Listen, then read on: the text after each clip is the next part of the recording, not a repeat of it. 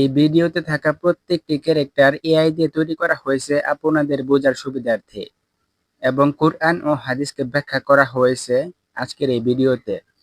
এসো কোরআনের আমিনা, এসো শান্তির মোহনা। আসসালামু আলাইকুম ওয়া রাহমাতুল্লাহ। একদিন এই পৃথিবী ধ্বংস হয়ে যাবে, সমস্ত মানুষ সহ সকল জীবজন্তু মারা যাবে, জমিন ও আকাশ কাঁপতে থাকবে। মহান আল্লাহ তাআলা বলেন, যখন পৃথিবী তার প্রচন্ড কম্পনে কাঁপবে তখন এটা শুরু হবে। সূরা জিলজাল 1 নম্বর আয়াত। জমিন ফেটে যাবে এবং গাড়ি বাড়ি পাহাড় সবকিছুই বাতাসের সাথে উড়ে যাবে। মহান আল্লাহ তাআলা বলেন, পাহাড়গুলো হবে তুলোর মতো উড়ন্ত। সূরা কোরিয়া 5 নম্বর আয়াত। আকাশ বিচ্ছিন্ন হয়ে যাবে, যেদিন আকাশ গলিত ধাতুর মতো হবে। সূরা মাআরিজ 8 নম্বর আয়াত। অতঃপর শুরু হবে এক নতুন জীবন, যেই জীবনের নাম হবে আখিরাত। মহান রাব্বুল আলামিন পুনরায় সকলকে জীবিত করবেন।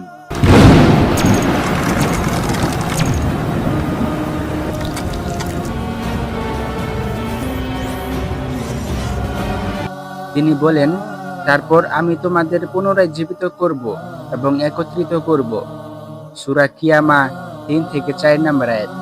রাসূল সাল্লাল্লাহু আলাইহি ওয়াসাল্লাম বলেছেন, মানুষ খালি পায়ে উলঙ্গ ও ভীত অবস্থায় হাসরের ময়দানে দাঁড়াবে। সহিহ বুখারী হাদিস নং 6527। আর সেদিন প্রত্যেক মানুষকে তার কৃতকর্মের প্রশ্ন করা হবে। মহান আল্লাহ তাআলা বলেন, যে অনুপরিমাণ ভালো বা মন্দ কাজ করেছে তা সে দেখবে এবং বলা হবে, পড়ো তোমার আমলনামার বই। সূরা জিলজাল আয়াত নাম্বার 7 থেকে 8।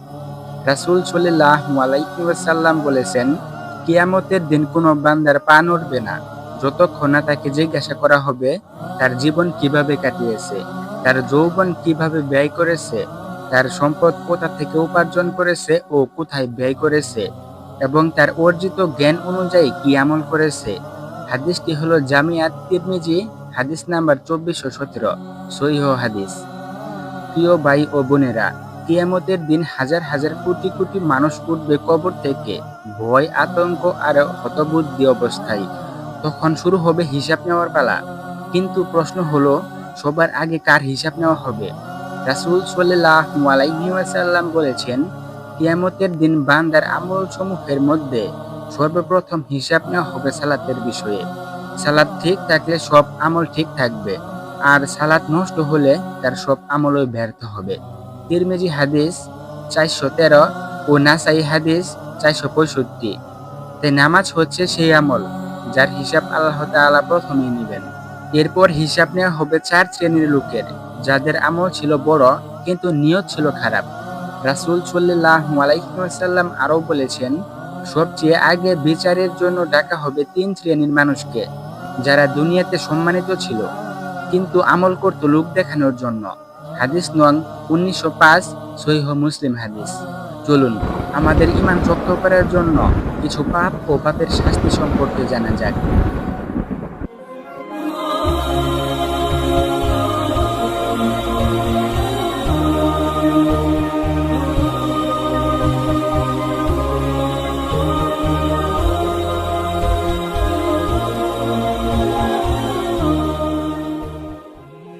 এই ব্যক্তি যুদ্ধ করতে গিয়ে শহীদ হয়েছেন, কিন্তু তার আসল উদ্দেশ্য ছিল মানুষ তাকে বীর বলুক, সাহসী বলুক, আর এটা ইসলাম কখনো সমর্থন করে না। অতঃপর সে জাহান্নামী।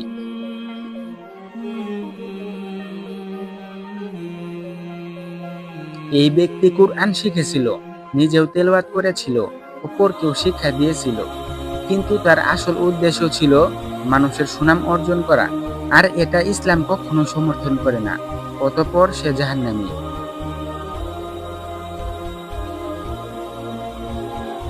এই ব্যক্তি মহান আল্লাহ তাআলার রাস্তায় দান করেছিলেন, কিন্তু তার আসল উদ্দেশ্য ছিল মানুষ যেন তাকে দানবীর বলেন। সহিহ মুসলিম কিতাবুল ইমারা হাদিস নাম্বার 1905। আর এটা ইসলাম কখনো সমর্থন করে না। অতঃপর সে জাহান্নামী।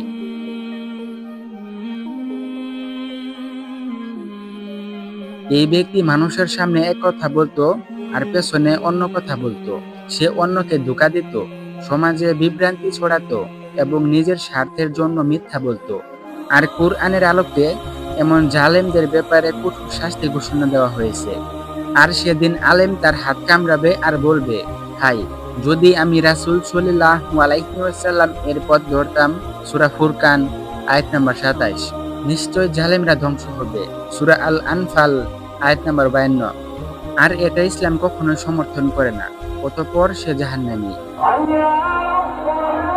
শুধু এই পাপ কাজ করার জন্যই যে তারা জাহান্নামে প্রবেশ করবেন তা কিন্তু নয়। সেখানে সকল পাপ কাজের হিসাব নেওয়া হবে এবং শাস্তি দেওয়া হবে।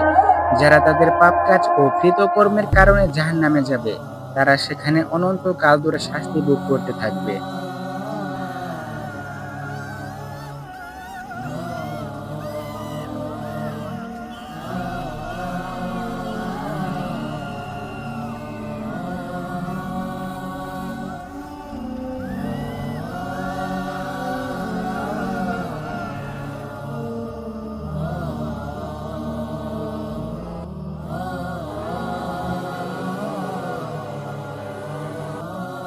যখন কিয়ামতের ভয়াবহ দিন চলবে, তখন কিছু সৌভাগ্যবান মানুষ আল্লাহর রহমতে সবার আগে জান্নাতে প্রবেশ করার অনুমতি পাবে।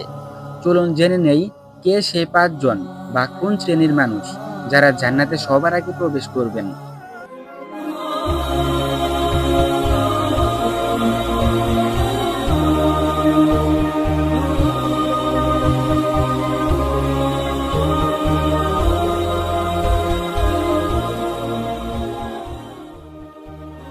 এই ব্যক্তি হলেন নবী মুহাম্মদ রাসূলুল্লাহ সাল্লাল্লাহু আলাইহি ওয়াসাল্লাম।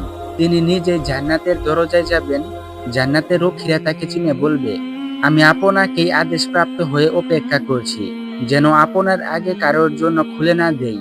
তিনি হবেন প্রথম যার জন্য জান্নাতের দরজা খুলে দেওয়া হবে। সহিহ মুসলিম হাদিস নাম্বার ১৯৭। অতঃপর সে জান্নাতি।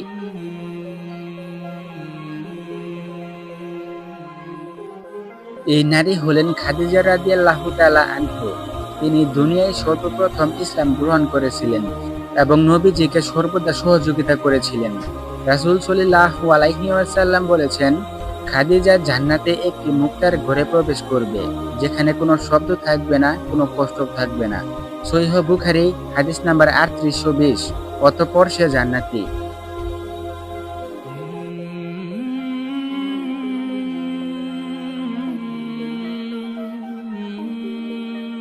এই ব্যক্তিরা দুনিয়ায় গরিব ছিলেন, সবর করেছেন, আল্লাহর উপর ভরসা রেখেছেন। এ ব্যাপারে রাসূল সাল্লাল্লাহু আলাইহি ওয়াসাল্লাম বলেছেন, আমার উম্মতের গরিবরা ধনীদের চেয়ে ৫০০ বছর আগে জান্নাতে প্রবেশ করবে। তিরমিজি হাদিস ২৩৫২। অতঃপর তারা জান্নাতি।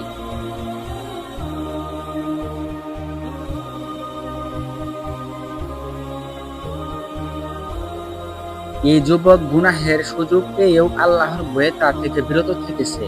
রাসূল সাল্লাল্লাহু আলাইহি ওয়াসাল্লাম বলেছেন, আল্লাহ তাআলা ৭ শ্রেণীর মানুষকে নিজের ছায়া দিবেন। তাদের মধ্যে একজন সেই যুবক যে আল্লাহর ভয়ে গুনাহ থেকে দূরে থেকেছে।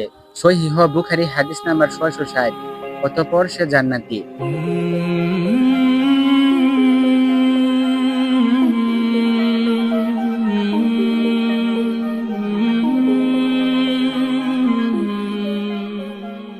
এই ব্যক্তি আল্লাহর রাস্তায় শহীদ হয়েছেন। রাসূল সাল্লাল্লাহু আলাইহি ওয়াসাল্লাম বলেছেন, শহীদদেরকে জান্নাতে প্রথম ধাপে প্রবেশ করানো হবে। তার রক্তের প্রথম ফোঁটা পড়ার সাথে সাথেই তার সব গুনাহ মাফ করে দেওয়া হয়। তিরমিজি হাদিস ১৬৬৩। অতঃপর সে জান্নাতি। যারা তাদের ঈমান ও আমলের কারণে জান্নাতে যাবে, তারা সেখানে চিরকাল শান্তি ভোগ করতে থাকবে, যা কখনোই শেষ হবার নয়। ভিডিওটি ভালো লাগলে লাইক দিন, শেয়ার করুন এবং আমাদের চ্যানেলটি সাবস্ক্রাইব করতে ভুলবেন না। আল্লাহ হাফেজ।